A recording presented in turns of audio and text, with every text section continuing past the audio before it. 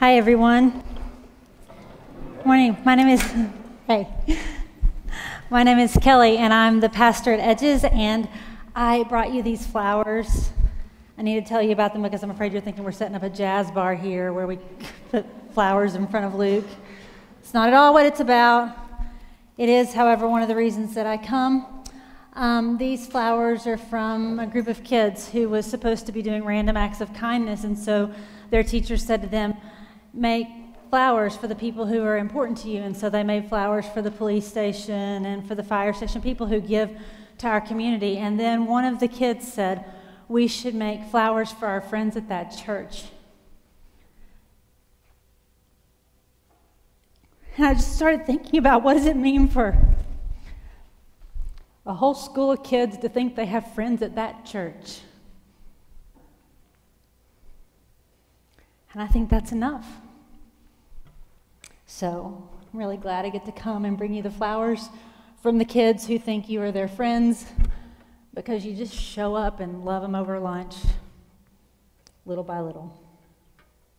So in this series, though, the weeks leading up to Easter, we've been talking about Jesus talking about himself. Seems a little narcissistic, doesn't it? It's not. It just seems that way when you say it like that. We've been talking about really how Jesus would have answered the question, tell me a few fun facts about yourself. The first week, Jesus said, I am the bread of life. We talked about how Jesus may be the cure for our hunger. So that was a statement about provision. And we asked the question, what difference does provision from God make? The second week, Jesus said, I am the light of the world. So I am both in, and we talked about Jesus claiming to be beyond every darkness. So that was a statement about presence, about what difference could the presence of God make. Last week, Luke talked with us about Jesus' statement, I am the good shepherd, or I am a trustworthy guide for your life. It was a statement about help and about guidance and about direction. I hope you wondered, what difference would a little help from God make? So this week, Jesus' statement is, I am the true vine. I'm going to argue that Jesus means something like, I am the source for what's real. I think it's a statement about connection. And we're going to ask the question, what difference does connection to God make? What difference does being connected to God make? So today in this fourth fun fact, I am the vine, Jesus uses an old school metaphor. And by old school, I mean it would have been old school to them when he said it, because it was from their scriptures. And the metaphor is that of a vine and its branches and its fruit. Jesus claims in the story we'll look at today that God is the gardener, that he, Jesus, is the vine, that we are the branches. And Jesus says it's this combination, gardener, vine, branches, that produce fruit. Vine, branch, fruit. Branch. So what's a branch all by itself? Just think about that quietly for a moment. Perhaps it might be the deepest question today. What do you call a branch all by itself? A stick. Firewood. Sure. Not that.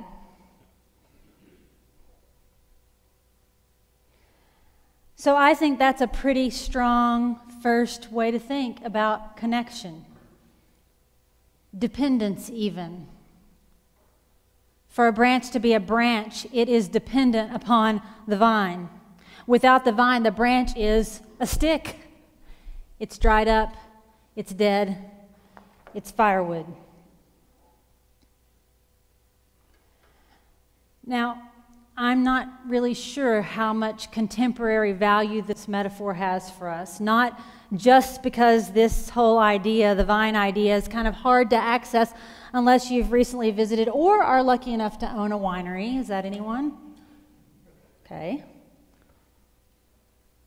But also because connection, what the metaphor is supposed to mean, connection, and especially the kind of connection that breeds dependence, I think that's out.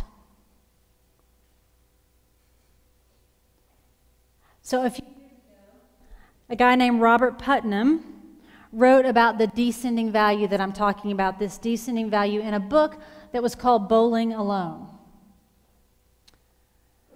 So the simple thesis of this book is crystallized by one representative example that Putnam chooses. And it comes from some data that says that more people are bowling than ever before. That's true. How many of you bowled in the last year? See?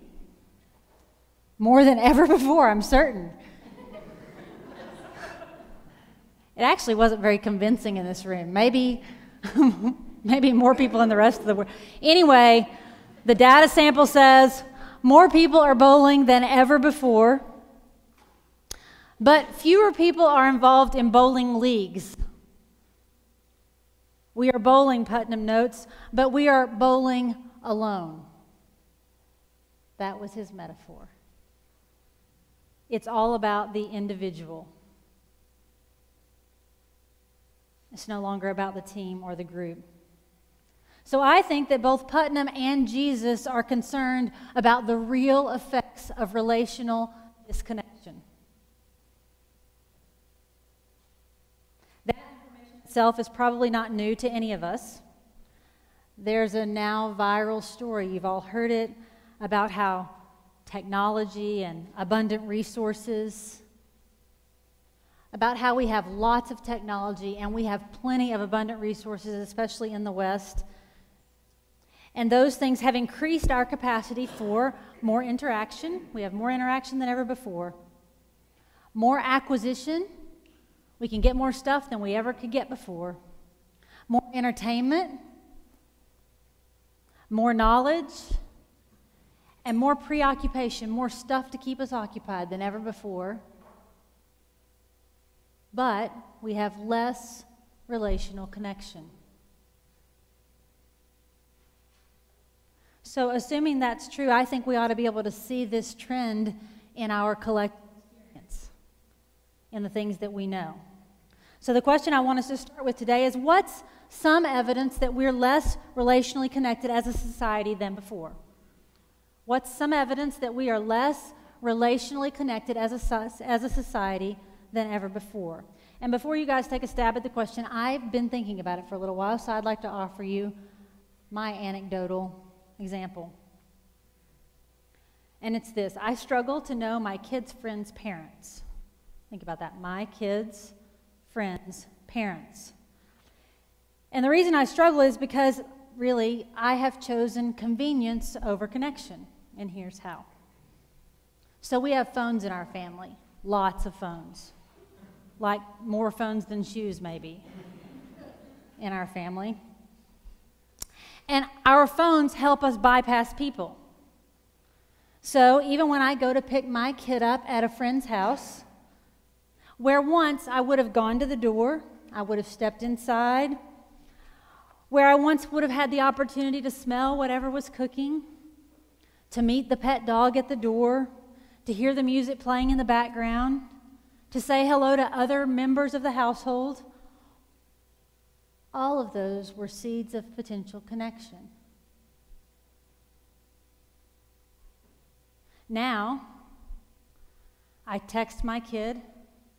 I'm mad if they don't respond immediately. I say I'll be there in 2 minutes, be in the driveway. I wait in my car cocoon until they come out, and off we go. Zero connection. Further, I am generally annoyed by the 1 or 2 parents who insist on coming up to my door to pick up their kids. Probably because they want to see what I'm cooking, and the answer is always nothing.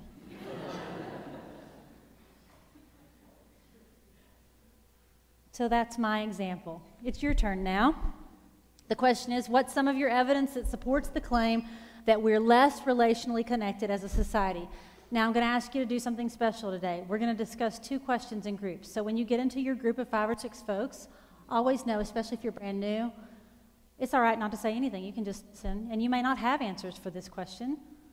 But after I call you back, I'm going to ask you to stay where you are because you're going to go back in a minute and kind of address a follow-up question together. If you don't like your first group, I suppose you could slink over to another group.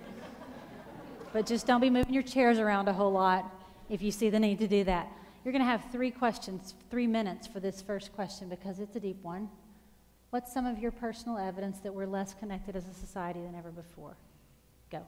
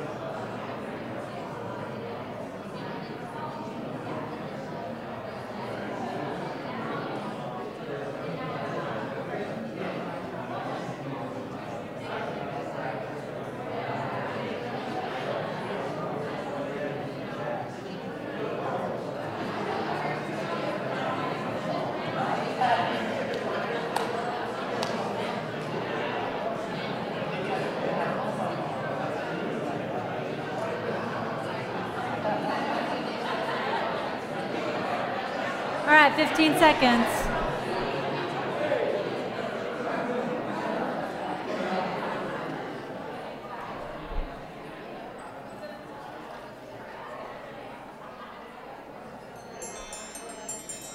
All right. Okay, stay where you are. So it felt to me in the room like that was a pretty good question. What I'd like to do now is ask you if you heard something in your group that's kind of a sound bite, evidence that we're less relationally connected that you can share so we can begin to see if we think this claim is true. Go ahead and offer it. If you heard something that you can encapsulate in kind of a sound bite, what's some evidence that you heard that we're less relationally connected? Tupperware. We didn't say that at 8:30. How so? Oh, okay. So things that used to be social gatherings like Tupperware. Yeah, I'm glad I asked for follow-up. So social gatherings have turned into online orders. Okay. All right?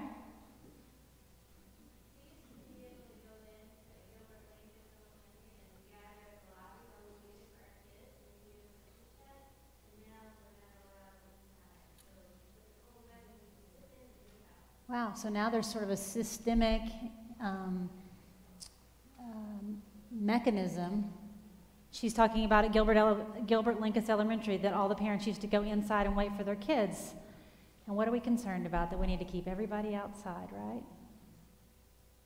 Okay. What else?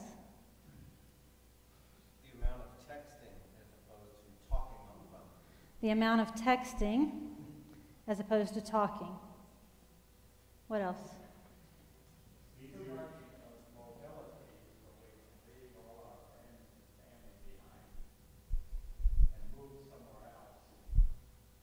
All right, I only heard the second part of that, Dean. We just experienced it. We moved here from South Dakota. So all of our family and friends from our careers are back home. So we have this mobility to move here to be with our children and grandchildren. Whereas in the old days, we couldn't jump on a horse and ride across the country. So we have lots of mobility. Yeah. Excellent point. Dean says we just have more mobility along with, it's one of the resources that we have, mobility to be able to pick up and move, yeah, and to leave behind connections, and maybe to make some new ones, but sure, mobility is a piece. What else? Somebody right here was saying. Go to the text string. It's easier to ignore a text or an email than it is to ignore a phone call. Yeah. Like with my business, I have some people I don't want to deal with on a daily basis. So I'm like, oh, I'll just yeah. I think you said that to me this week, Bill. I think you. Yeah. We have the capacity and the easy out to ignore sort of indirect forms of communication. What else? Shopping has changed. How? Now you can flip this, your groceries, you don't have to go into the grocery store, you don't have to walk around, you don't have to bump into people, you can order everything from your house. Yeah, you can get everything you need without ever speaking to anyone. Right, click list. Garages. What? Garages. Garages. Used to be you pull up your driveway, you get out, you see neighbors who walk in the house. Now, garage door go up, you can still put your car inside. You pull in, garage door goes down, and you never see anybody. Wow. Yeah, garages, evidence. I like these noun kinds of evidence. It's Tupperware, garages, click list. Makes for an easy list. One more? I was thinking about pen pals, that we used to, the only way we used to be able to directly communicate with people, especially as kids who didn't live near us, was through pen pal programs and ways that we sort of created relationships. And now, changing technology, we can talk to people all over the world whenever we want, however we want. So we sort of lost the relational piece of it, and it's much more just an open network. Yeah, okay. So the trading of pen pals or an ongoing relationship between two people for an ongoing network to acquire information or even some social interaction without relationship. Sure. I feel like you want to say one more. Doorbells. Doorbells? Yeah. Another noun. Why? Because like when I was a kid, I knew my neighbors and I would go door to door and say, hey, you want to play in the backyard? Hey, you want to do this? But now I know what my neighbor looks like, and I know the neighbor across the street is a cop car. But like other than that, I know nothing about it. Wow. It's not something that I would actively go say, hey, does your kid want to play? Like, that's not yeah, but on the same hand, it's not. I don't do that. Okay, I'm just going to go with we don't know our neighbors for Joey's answer. I'm just going to go with the broader. Yeah. Great, Joey. Thank you. Yeah. So the follow-up question for you to go and talk about now is what, if anything, is wrong with that? What, if anything, is wrong with what we've got now? You're going to get a minute and a half to really dive deep into that. I mean, when you really think about the cultural shifts, what, if anything, do you see as wrong? Go.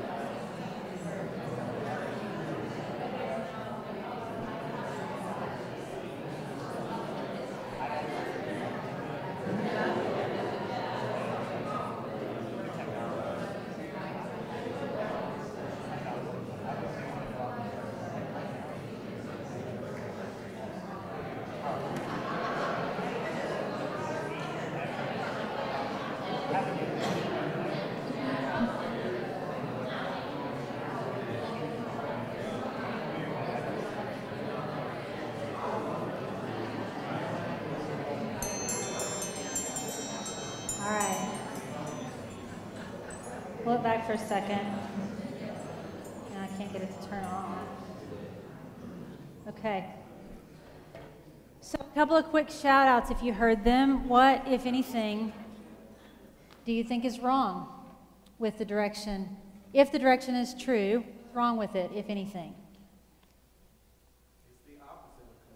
It's the opposite of community.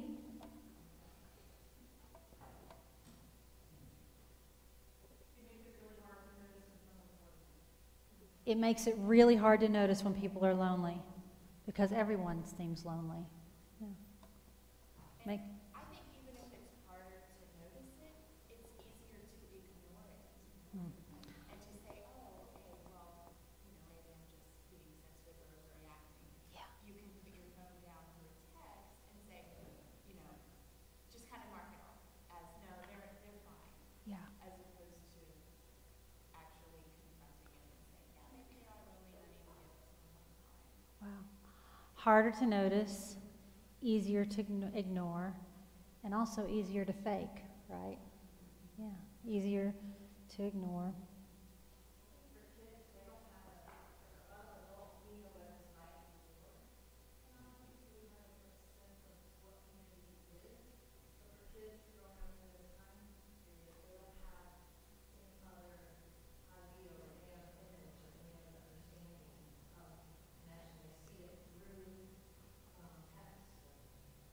Gosh.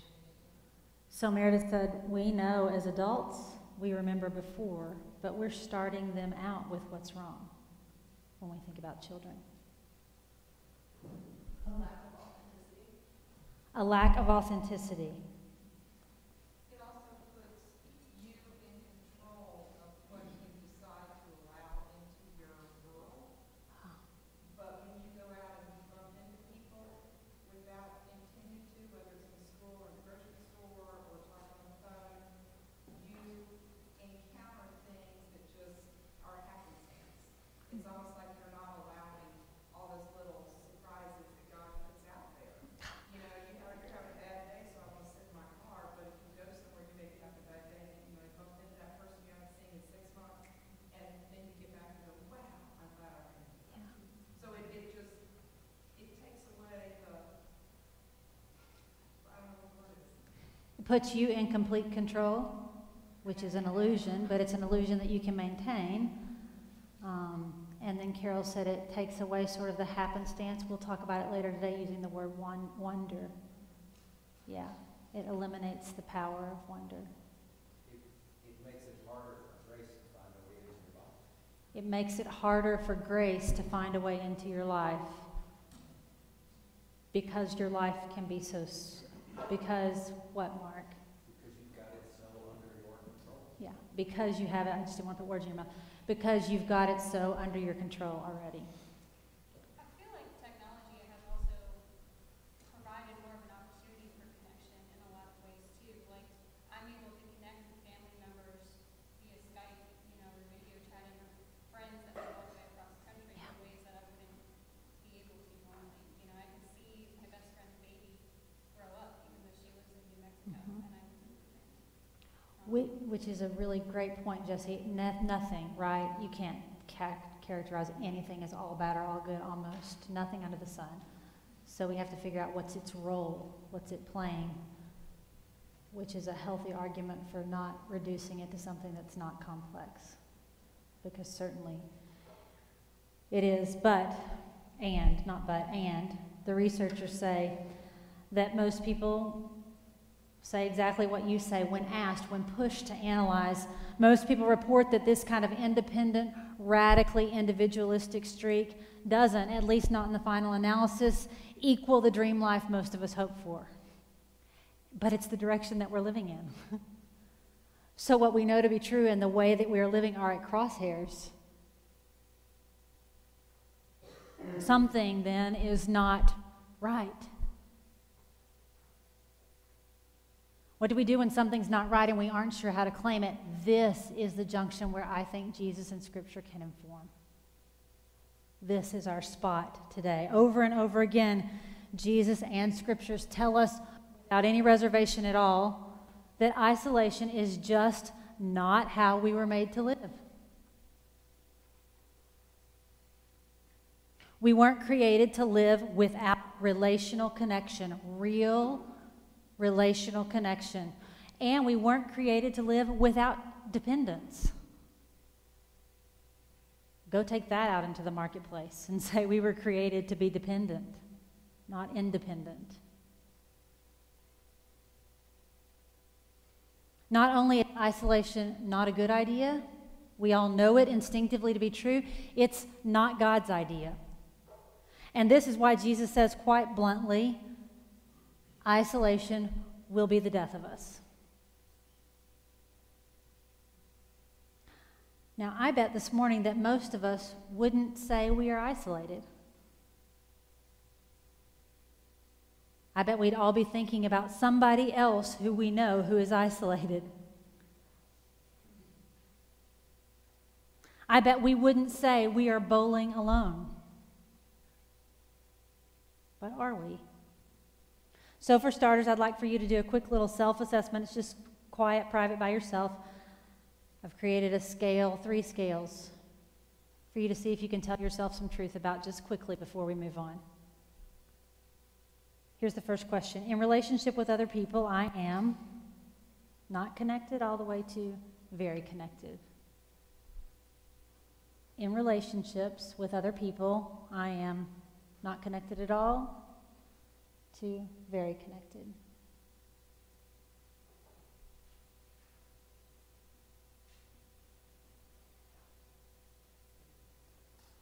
In relationship with the created world. In relationship with the created world, I am not connected to very connected.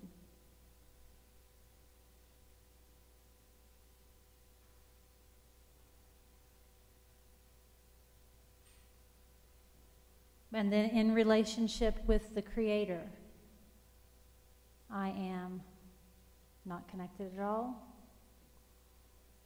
the way to very connected.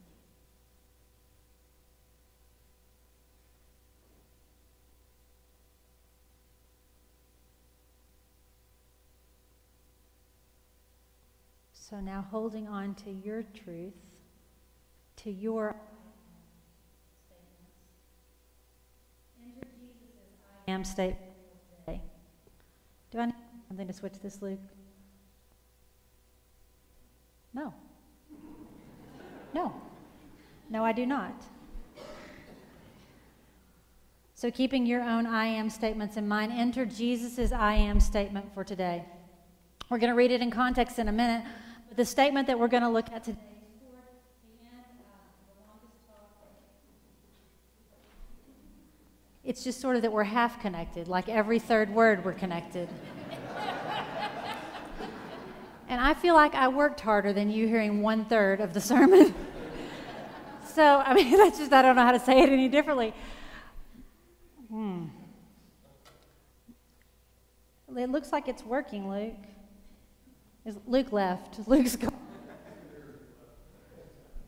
Should I try a new? Okay.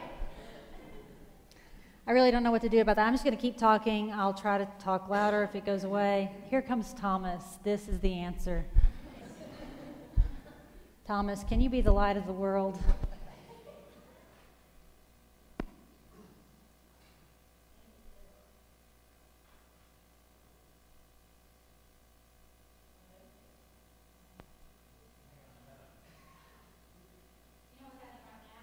Everyone who's watching the live stream went to get something to eat. That's what's happening. Feel free to go and get some monkey bread if you like. We'll have it worked out in a minute. Hey, I think this might be working. We're going to go with that. Let's just go with that. Thank you, Thomas. Thank you, Luke. Nobody likes to be pointed out. All right, so this I am statement that Jesus makes, it's toward the end of the longest conversation Jesus ever had with anybody. It's one of his last interactions with his friends. So the statements that he makes is the kind of thing that you're going to play over and over and over in your heart again after he's gone. That's what this statement was for those friends. And he tells them, I am the true vine. It's a metaphor that means a lot of things, but most of all, Jesus wants to make his friends think about connection, even when he's not here anymore. He wants his friends to think about dependency and how that's always possible. And he wants his friends to think about what is the source of real living. Now, one quick heads up, we're going to read this passage, and you were going to think Jesus needed a thesaurus. And it's because he says the same word over and over again. Had I edited this talk, I would have said, you can't keep using the same word. But I think perhaps Jesus did it for a reason, so we should pay attention. The word is the word remain, and it comes from the Greek word which is meno, and that has many connotations. I'd like for you to think about them so that every time you hear the word remain, you can say, I'm going to insert another word so that I don't get lost. So there are some of the meanings for the word meno. It means something like to stay, to persist, to keep at it, to tarry, to use an old-fashioned word, to continue to be present, to stay where you are and don't wander off. To think that the place where you are is good enough, is the best place you could be. That's what the word means. My grandmother would have said, it means dance with the one who brung you, girl. Don't wander. So I'd like for you to listen to the text from John chapter 15, starting in verse 1. This is Jesus speaking. I am the true vine, and my Father is the vineyard keeper. He removes any branches that don't produce fruit, and he trims any branch that produces fruit so that it will produce even more fruit. You are already trimmed because of the word I have spoken to you. Remain in me, and I will remain in you. A branch can't produce fruit by itself. It must remain in the vine. Likewise, you can't produce fruit unless you remain in me, because I'm the vine and you're the branches. And if you remain in me and I in you, then you can produce much fruit. Without me, you can't do anything. If you don't remain in me, you will be like the branch that is thrown up and dries up. I said thrown up. I meant thrown out.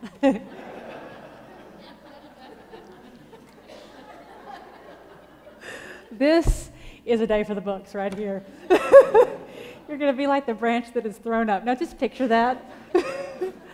All right, I'm done. You're going to be like the branch that is thrown out and dries up. Those branches are gathered up and thrown into a fire and burned. If you remain in me and my words remain in you, ask for whatever you want and it'll be done for you. My Father is glorified when you produce much fruit, and in this way, prove that you're my disciples.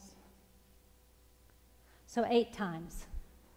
8 times in this little passage, Jesus describes the kind of connection and dependency that will keep us alive, that will make us grow. And he uses a word that means to be present, to persist, to stay in it and not wander off.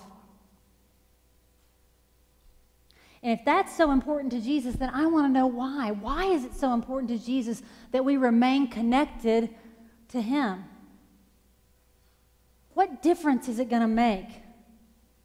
I mean, practically speaking, if I open myself up to true, deep connection, even dependency with Jesus, what difference will it make?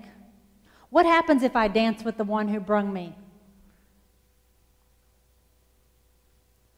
So there's a man whose name is Marcus Borg, and I first read his works in seminary, and he was responsible for deconstructing and destabilizing my most deeply held faith beliefs.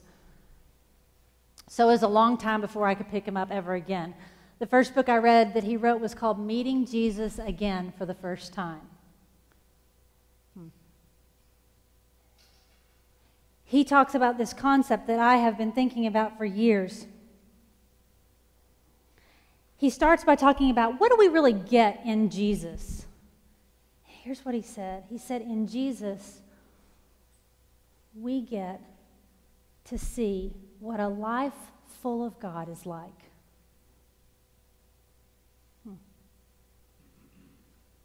In Jesus, he says, we get to see what a life full of God was like. So then in Jesus' metaphor, if we sidle up next to that, if we remain connected to that, to one whose life is full of God, well, if we do that, then we can't help but see things differently. And then by association with this one, if we will stay, if we will remain, if we will persist, if we will not give up, if we will not wander off, some of that gets on us. And we then become people who, like Christ, have a life more full of God.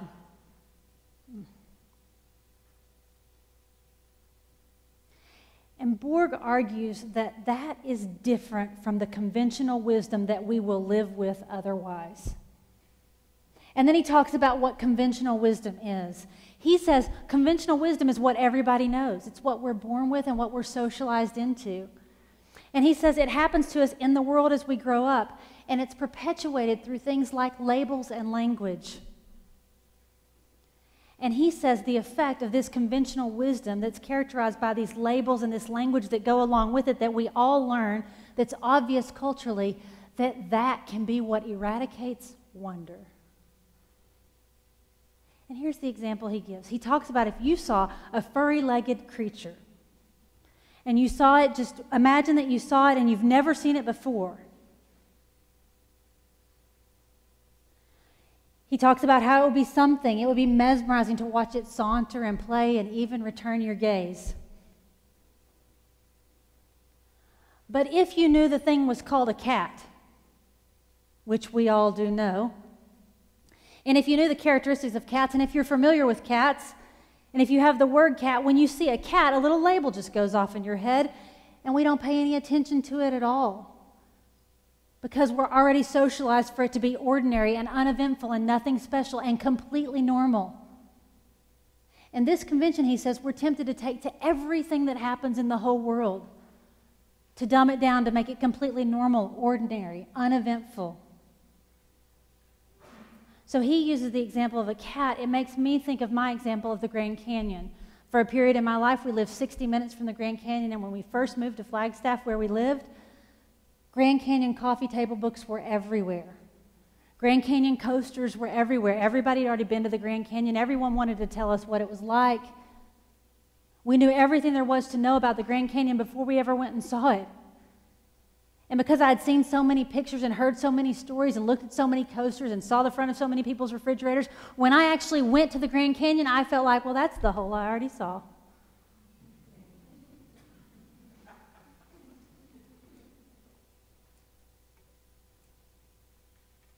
That convention, that conventional wisdom is the kind we're tempted to go through life with. But being connected to the wonder of the vine is altogether something different. And it's not just things like cats and canyons. This week I had 3 coffee dates, all of them full of wonder. But if you asked me to talk about them, I'd be tempted to say I had coffee with someone yesterday at Mill Mountain or Idigo. To normalize it, to dumb it down, to not find the wonder in it, to not be aware, to let it be in the stream of conventional wisdom. And one other problem with conventional wisdom quickly, it's the problem of excessive certitude. Conventional wisdom is the world of things we already know. It's not the world of mystery and magic and sacred and wonder. It's the world of stuff you can prove and nail down. And I think there is no bigger camp for conventional wisdom than conventional religious wisdom. Only it's the opposite of a life full of God. With a life full of God, we learn what is real and what is not real. And we only learn it in connection with a life that is full of God. That one is Christ, who helps us to see what is really real and what isn't.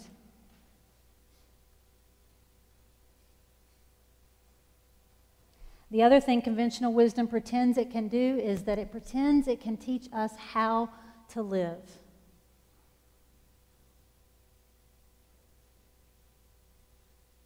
So Borg challenges that, at least for those of us who live in the West, conventional wisdom teaches us that living is centered in 3 A's. See if you think these are true. Appearance, affluence, and achievement.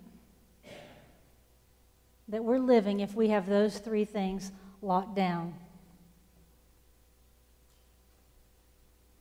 But a life full of God, a life that we can see most clearly in Christ, this one who was a life full of God, is the opposite of the A's. It's the opposite of appearance, affluence, and achievement. Because when we're connected to a life that is full of God, when we're forming a dependence on the one whose life is full of God, that means learning how to wake up to the wonder that is in every created being and in every one of us, and that produces the real fruit of compassion, care for the other.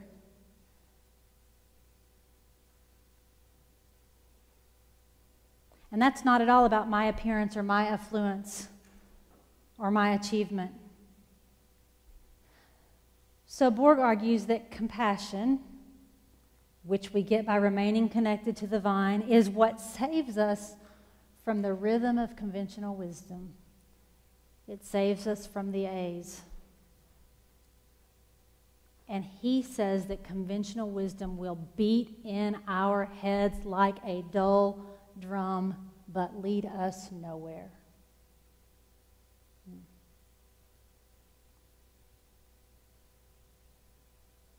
So when Jesus says, stay put, don't wander off, remain in me, it's an argument for wonder, for mystery, for awe. It's the potential of living a life that is full of God and a life that is with God.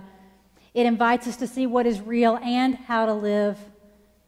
And the alternative to that is a short stint in conventional wisdom as a twig.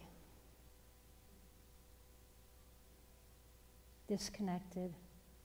Bound by the ordinary and unremarkable, labeled with certainty and marked with self-promotion. It's a branch on its own, and it is not our intended destiny. It is bowling alone.